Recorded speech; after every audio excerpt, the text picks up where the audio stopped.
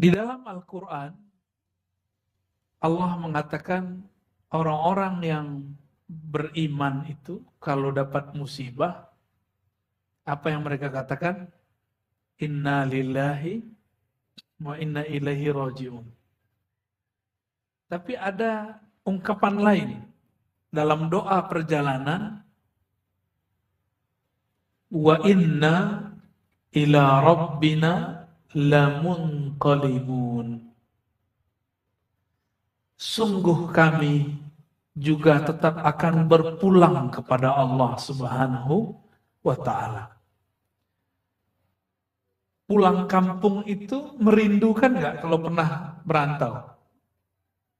Ya, yang pernah merantau, pernah keluar kota, rindu nggak pulang kampung? Ya, madem. Ada rasa kangen, benar nggak? Pasti. Dan Rasulullah mengatakan, kun fid dunya ka'abiris sabil. Jadilah engkau di dunia seperti orang yang melancong. Itu Nabi sebenarnya ngomong bab kias, tapi hakiki. Dia bukan kias sebenarnya. Kenapa? Karena ada unsur dalam tubuh ini yang bukan dari sini. Nah, itu harus berpulang deh. Inilah yang sering saya bahas dalam surat Shad ayat 72. Ketika Allah mengatakan, Inni khaliqun basharan min tin. Sungguh aku ciptakan manusia yang zahirnya dari tanah. Jadi manusia itu dibagi dua. Ada bashar, ada yang bukan bashar. Ini ayatnya begitu. Kalau bashar, dia dicipta. Saya diprotes oleh seorang mursyid, tapi ternyata dia hafalan ayatnya juga bermasalah. Ya. Maka saya meragukan juga kemursidan dia itu. Ya. Dia bantah saya pakai ayat. Saya tanya, coba Bapak baca ayatnya. Oh, saya nggak hafal. Nggak hafal mendebat. Nggak hafal inkar. Kalau nggak hafal, nggak ngerti tanya. Bukan menjidal. Ya. Ayatnya mengatakan apa? Inni khalikun basharan min tin. Dalam bahasa ilmu akidah, kata khalaq itu kalau ditulis bahasa Arabnya khalaq itu ibrazu syai' minal wujud minal adam ilal wujud. Ibraz mengeluarkan sesuatu dari tiadaannya menjadi ada. Itu disebut dengan khalaqah. Maka Allah menyebut dirinya Khaliq, yang mengeluarkan sesuatu dari ketiadaan menjadi ada. Itu surah Al-Insan. Ya. Hal ata alal insan hinum minad dahri lam yakun syai'an mazkura. Apakah telah datang kepada manusia kabar mengenai ada masa, hin, ada time, ada masa. Lam yakun syai'an mazkura. Dia belum disebut sebagai manusia. Itulah kita. Ya.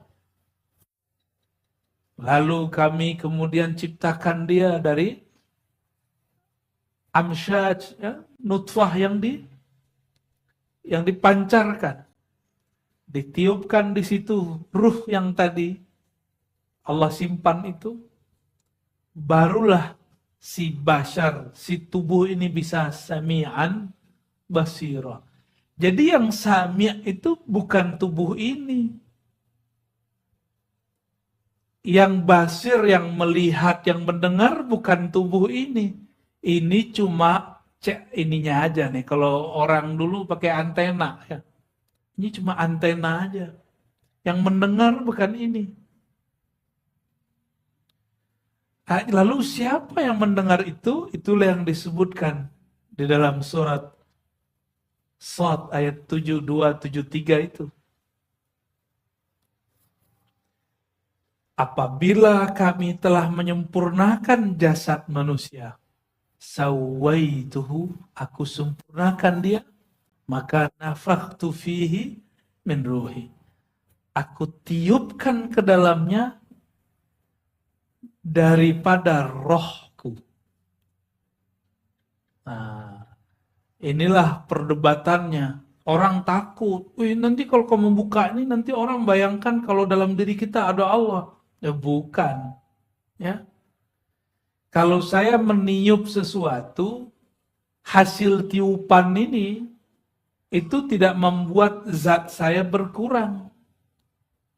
Coba kalau kita tiup, masukkan tiupan itu ke dalam plastik atau balon. Apakah zat kita setelah meniup berkurang?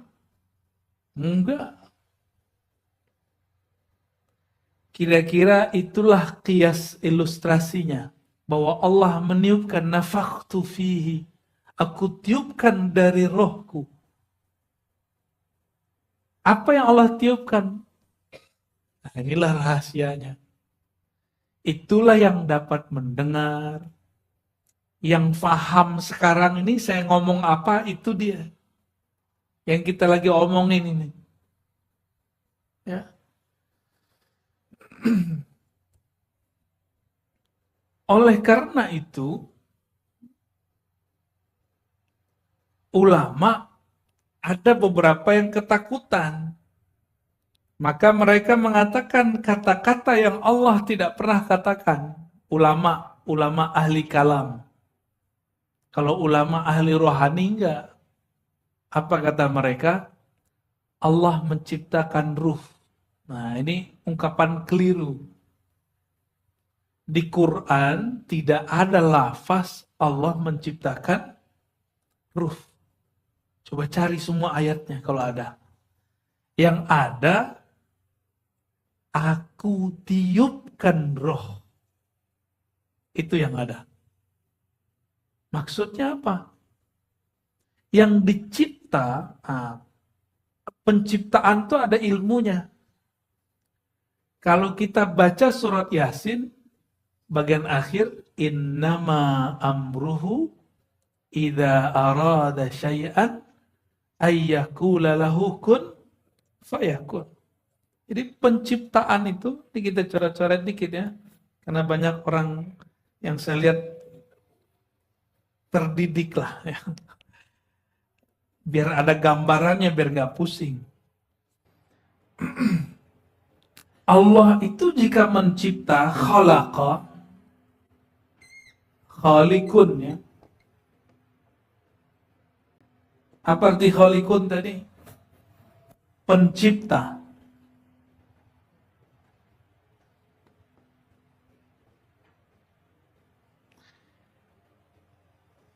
Allah mencipta itu dengan dua sifatnya. Qudrat, iradat. Ya.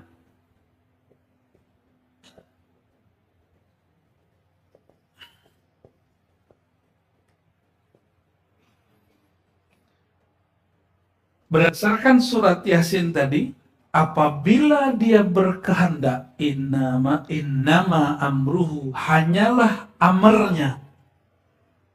Amarnya. Jadi kalau Allah sedang ada amar, apa arti amar? Perintah. Kalau dia ada perintah,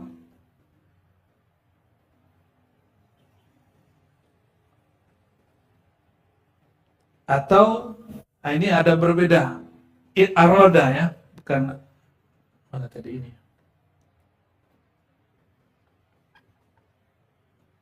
Idza arada syai'an. Nah, jika dia berkehendak kepada sesuatu, maka dia katakan apa? Kun fayakun. Di sini kun. Apa arti kun? Kana yakunu kaunan. Ada. Kondisi ada. Maka kun berarti hendaklah ia menjadi ada. Dengan kodratnya fa yakun. Maka dengan kodratnya yang dia kehendaki menjadi ada. Kalau terjemahan orang awam, jadilah maka dia terjadi. Itu boleh juga, ya. Tapi hasil harfiah kun. Ini dia kun. Dan kun ini bisa diurai lagi. Kun ini ada uraiannya. Coba lihat, ada berapa huruf? Kaf dan nun. Maka di sini yang menggunakan kunnya Allah itu ada dua. Satu waliullah, satu wali setan. Sama-sama pakai kun. Satu wali Allah, ya, wali Allah. Kedua, wali juga. Wali apa? Wali setan.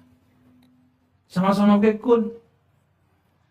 Jadi kenapa syaitan itu bisa punya wali-wali seperti penyihir atau ulama su, orang-orang sakti, orang-orang pintar, itu karena ada kun juga, tapi kunnya berlain.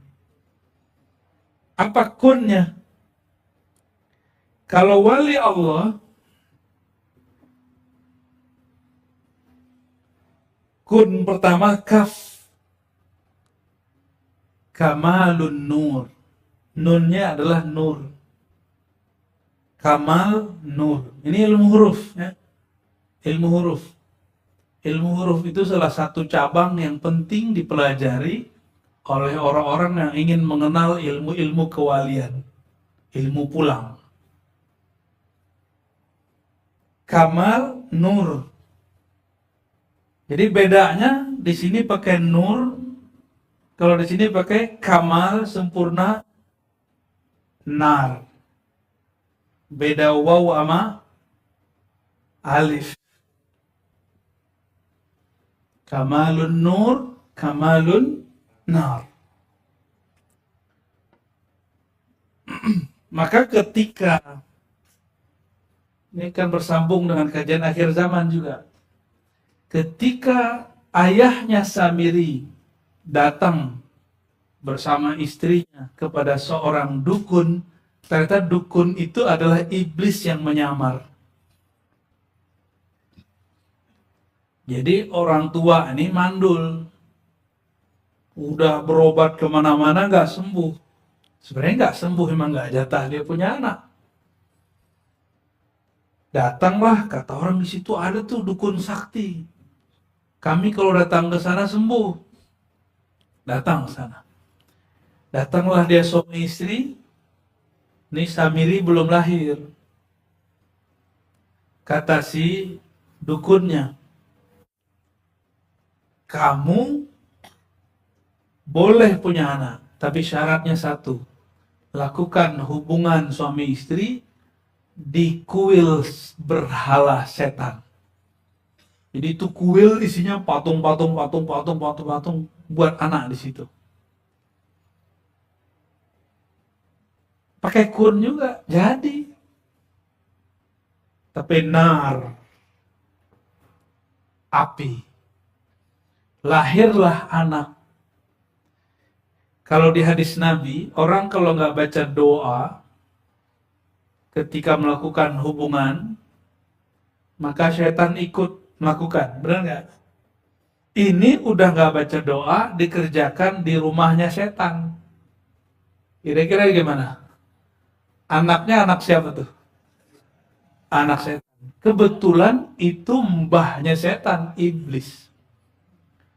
Jadi si dukun itu sebenarnya Azazil yang nyamar.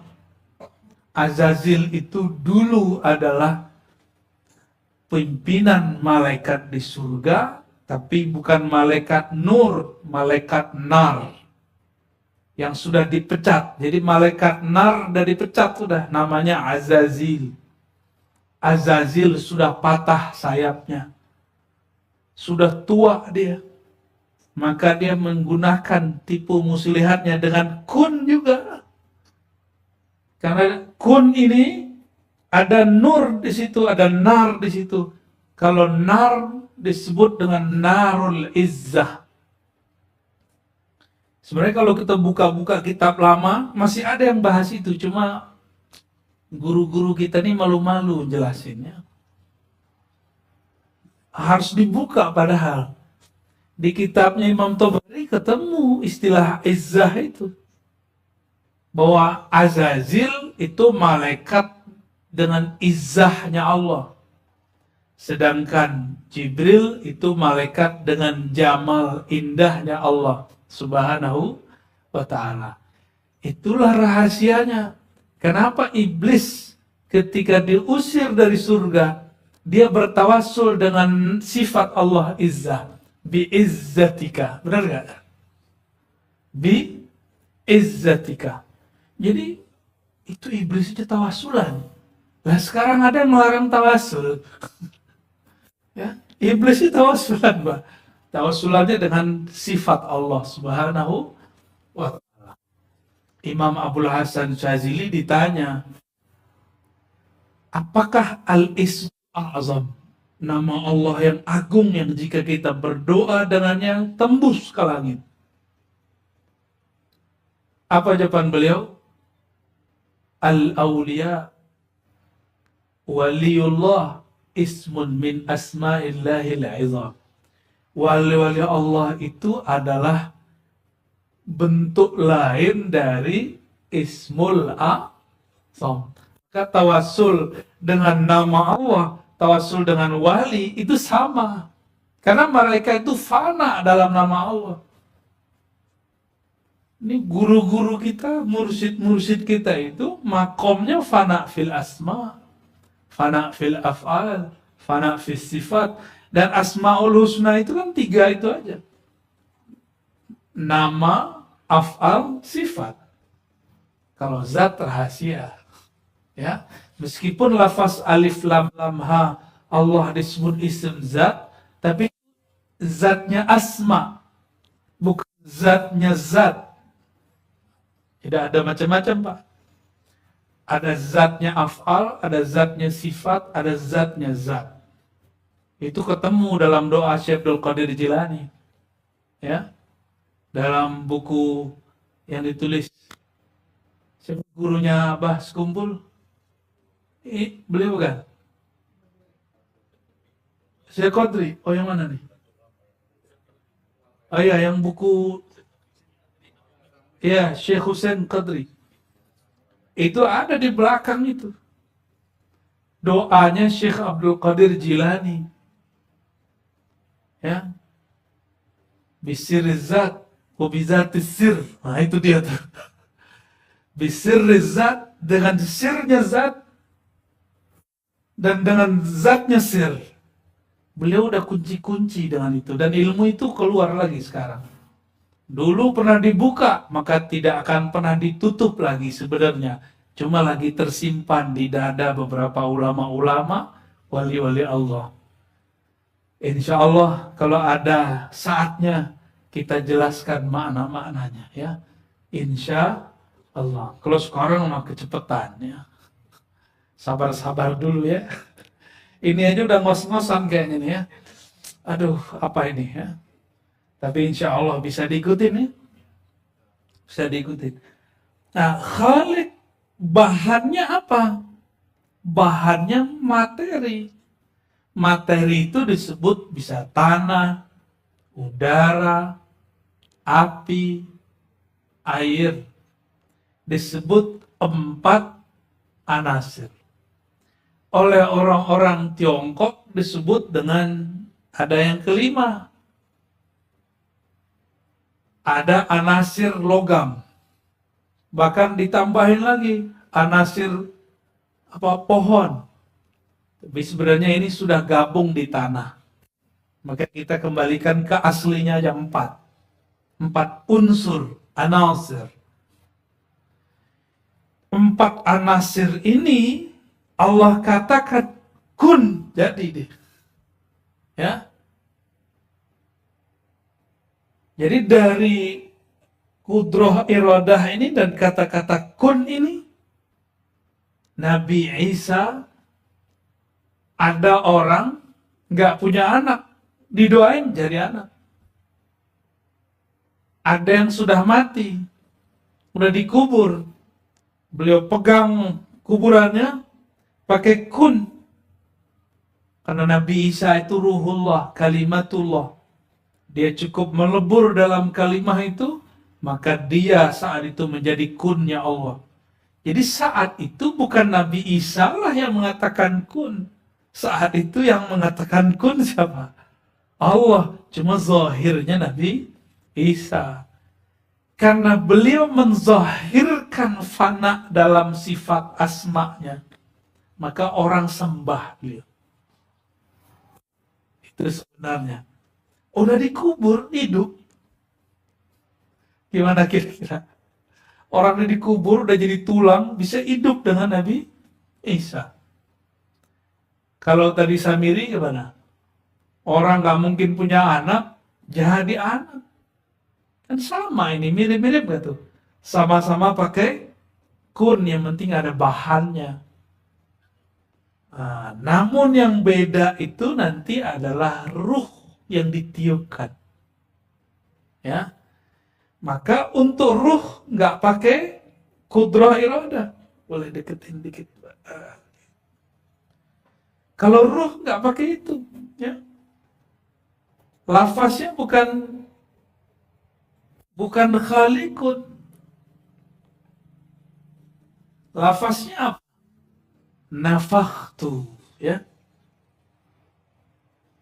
Oke.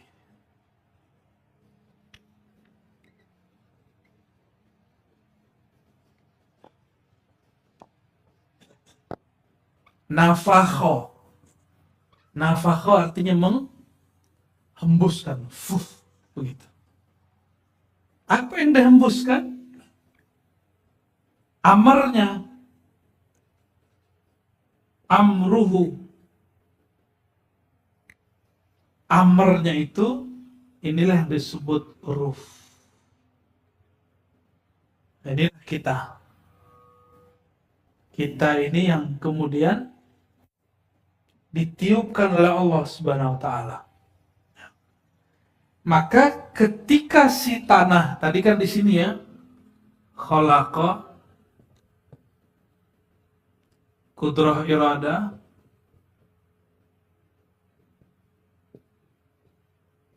ada tanah, nah ini bashar, sisi lahir manusia, sedangkan nafakha dengan amarnya, maka itulah ruh. Karena bashar dari tanah, dia pulang ke mana? Kalau ruh dari mana? Min ruhi. Kan ayatnya mengatakan min ruhi, dari rohku. Maka dia harus pulang ke sini. Jangan ikut pulang sama tanah. Gak ada yang namanya itu. Ya? Jangan sampai paman nanti tegadai di KPK kan. Harus pulang ke rakyat lagi ya. Kita doakan, maka kita doakan semoga sifat amanah dan adil ada di dalam dirinya. Semoga orang-orang yang berkeinginan buruk Allah kemudian jauhkan darinya. Amin. Dalam hadis Imam Nasai dikatakan ciri-ciri kalau Allah mengendakkan kebaikan bagi seorang pemimpin. Ja'ala lahu waziran salihan. Allah jadikan bagi dia wazir-wazir yang saleh. Saleh itu cocok. Bukan soleh itu banyak sholat, bukan. Wazir yang membantu, tim yang cocok lahir batin, yang tidak mau memanfaatkan tapi sama-sama ingin memberi manfaat. Semoga nanti menemukan pola-pola itu ya. Amin ya rabbal alamin. Semoga udah ketemu ya dan bertambah sempurna. Amin. Jadi tubuh kita ini ya kembali ke tanah. Pulang dia ke tanah. Nah, supaya pulangnya terhormat, dia harus kembali kepada kunnya. Kun dia kudrat iradat. Inilah yang dikaji oleh guru-guru kita dari dulu ya. Yang saya sering sebut kitab Ad-Durrun Nafis. Kemudian ada kitab Ma'rifat ya. Syekh Abdurrahman Siddiq ya. Penjari. Kemudian karya-karya dari Datuk Kalampayan. Yang dijelaskan oleh Abah Gurus Kumpul. Semuanya sama. Ini yang disebut fana dalam nama, af'al, dan sifat tiga itu. Baru dia pulang. Basyarnya terhormat ke tanah. Di mana tanah, ada tanah nih, si basyarnya sudah larut dalam nama Allah, larut dalam sifat dan afal Allah, maka tanah itu berbangga. Dalilnya mana? Dalilnya ada dalam riwayat Imam Ahmad, Imam Ibnu Mubarak. Tidaklah jalan seorang mukmin berzikir kepada Allah kecuali tanah di tempat itu berbangga. Itu baru mukmin, belum wali. Kalau wali gimana? Kalau wali ngucapin salam. Sebagaimana ketika Nabi melewati pohon, melewati gunung, melewati batu, itu batu-batu mengucap salam kepada Rasulullah Sallallahu Alaihi Wasallam. Tapi kalau paman disalami nama pohon kan kabur ntar. Maka nggak diperdengarkan oleh Allah. Takut. Ya. Nah ini basyar. Kalau basyarnya di waktu hidup, dia sudah mematikan basyariahnya sebelum mati. Dia balik ke kudrat iradat Allah. Matinya suka-suka dia. Maka jangan heran ada wali, mati hidup lagi. Mati hidup lagi, mati hidup lagi. Dia ada pada iradat Allah. Tugasnya belum selesai hidup lagi. Sampai selesai tugasnya baru dia ditanam dalam tanah. Baru ditanam. Ini rahasia kenapa kok ada wali bisa hidup lagi. Bagi saya itu biasa aja. Karena ngerti metodologinya. Mungkin bagi orang awam, wah itu tempat sakti, itu keramat. Ya emang dia karamah. Karamah artinya yang mulia karena sifat dan asma Allah. Gak usah jauh-jauh lah. Ya, kalau di kantor Paman Birin nih, ada orang, ada pegawai nih, nggak pakai kartu nama, bisa masuk nggak? Kalau dia bukan undangan. Hari biasa. Di ruang kerja, kan nggak bisa masuk. Pas rapat, nggak punya nama, bisa masuk? Nggak bisa. Nama itu penting walaupun cuma ditulis kecil. Nah, untuk masuk ke situ, nah ini kalau di sini kita namanya kepada sifat Allah apa? Maka seorang hamba itu kepada Allah ada hubungannya dengan asma dan sifat. Ada yang Abdul Karim, ada yang Abdul Sabur, ada yang Abdul Hayy, ada Abdul abad begitu. Nah, cara mengetahuinya sementara bacalah Asmaul Husna dan maknanya, nama mana yang paling menyentuh kita. Barangkali cara masuk ke kudrat iradat Allah lewat itu. Ya, itu penjelasan dari Imam Zarruq. Imam Zarruq kasih jalan begitu. Tapi nanti kalau di akhir zaman sudah begini, itu dikasih unjuk. Kamu itu abad apa gitu. Abdul Hakim, Abdul Karim, itu nanti ada namanya di sini. Kalau ruh gimana? Wah, ini ada cerita Nur Muhammad di sini, macam-macam nanti. Jadi perjalanan dari nafakho, amruhu, ruh, Wah, ini yang harus kita keep dulu ya. Sabar-sabar dulu lah. Mungkin besok atau ntar malam di mana? Mungkin tergantung ahwalnya turun lah. Kapan jadinya kita jelaskan. Hubungannya apa? Ini Nur atau yang ini? Yang Nur Muhammad yang mana nih? Nur Muhammad itu ada lapisan luarnya, ada tengahnya, ada dalamnya. Nantilah ya, pelan-pelan kita. Dan semua arwah para wali itu saudaraan di sono. Kalau dulu, jadi kita nih ketemu sekarang, dulu udah ketemu di sana. Cuma ada yang ketemu dekat, ada yang ketemu jauh. Ya. Jangankan kita.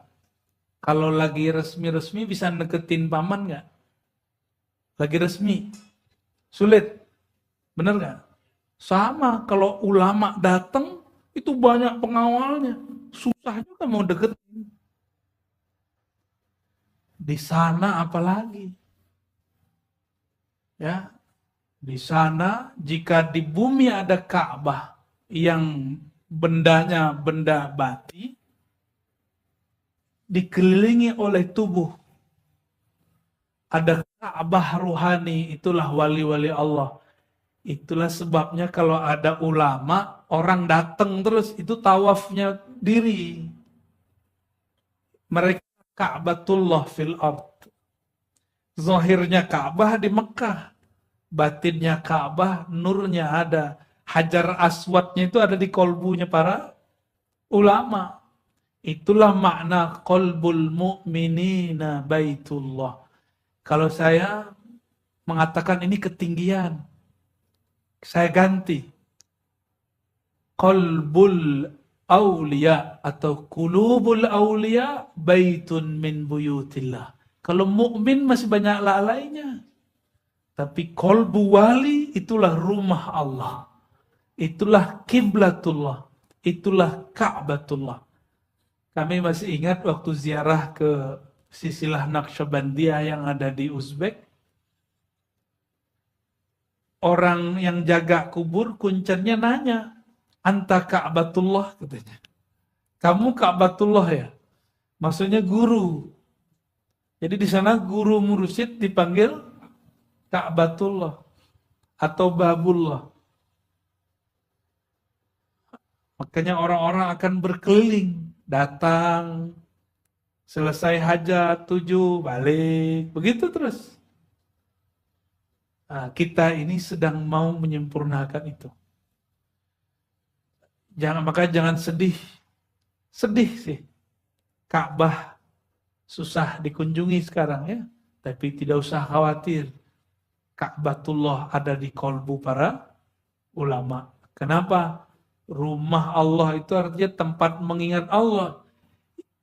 Tempat mengingat Allah itu bukanlah bangunan. Karena dari dulu ya, masjid nih. Masjid itu yang disebut masjid apa sebenarnya? Apa yang disebut masjid? Yang ada kubahnya? Enggak. Yang disebut masjid bukan itu. Yang disebut masjid tempat orang zikrullah di situ. Ya. Masjid yang yurfa'a, yang diangkat nama Allah di situ. Oleh karena itu, mari kita hidupkan kolbu dengan menyebut nama Allah. Nanti akan ketemu pola-polanya nanti, ya. Insya Allah. Yang larut dalam nama Allah, nanti dia di barisan aulia asma. Larut dalam af'al, dia pada wali-wali af'al. Yang larut dalam sifat, dia pada wali-wali sifat. Yang mengenal ruhnya, dia akan bersama wali-wali zat. Aulia uzzat. Insya Allah. Semoga kita termasuk yang terakhir. Amin ya rabbal alamin.